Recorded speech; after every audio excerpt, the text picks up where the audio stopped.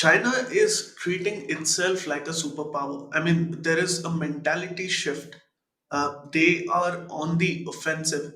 And right now, they're not just talking about asserting their identity through soft power, but also through hard power.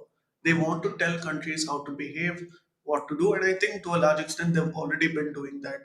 So, does it have to do with certain type of democracies or ideologies, or is it just a status that gets to their head? Well, I think it's combination of all of that because China does not, I guess, engage in moral posturing as much as the West. It will not go into Iran and tell them how their women should dress. The US would. So they will not go into Saudi Arabia and tell them that women shouldn't do certain things or women should do certain things. Or they will not come to India and tell us how to practice our faith or interpret our caste system. But the West would. So that's the difference between China's dominant position and the West dominant position. Right. So I think as time goes by, I think more countries would be open to, unfortunately, would be open to China's way of dominance because it does not involve your domestic affairs.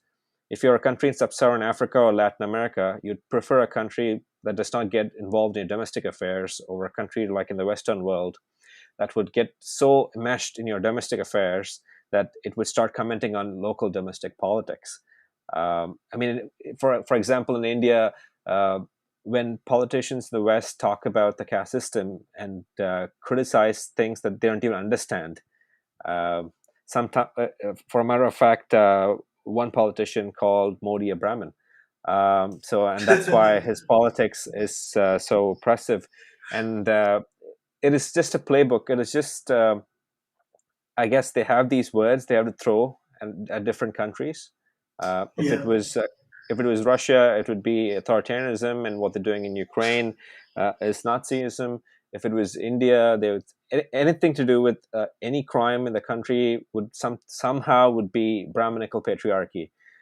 Right. They just throw those two words. Hmm. So I think this is a formula that has been used. It needs to change, and as the Western world gets more diverse, I think they will rethink their own approach. Because when the diaspora influences foreign policy, I think they'll be more considerate of sentiments of different populations. I think it's already reflecting in terms of how Hollywood is producing the movies. They're very, compared to the past, the kind of Asian jokes you would see and the Yes. anti-China sentiments that you would see, it's almost non-existent today. If you want to survive in China and if you want your movie to do well in China, you cannot I, feature any of those. I think you've gotten into an interesting topic because that is basically weaponizing their interdependence. So China has this trade power, so they can weaponize that any time. So they have this 1.4 billion population and they have this big market size. So Western companies have to cater to that, whether it's a Marriott, whether it's a Tesla, whether it's a Walmart or a Costco. You cannot say anything that will be seen as critical of the government or against the national interests Right. because they'll be losing the market. I think over time, India could get into such a position as well.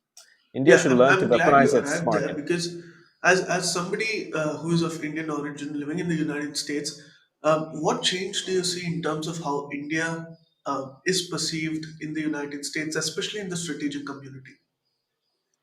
It's definitely changing.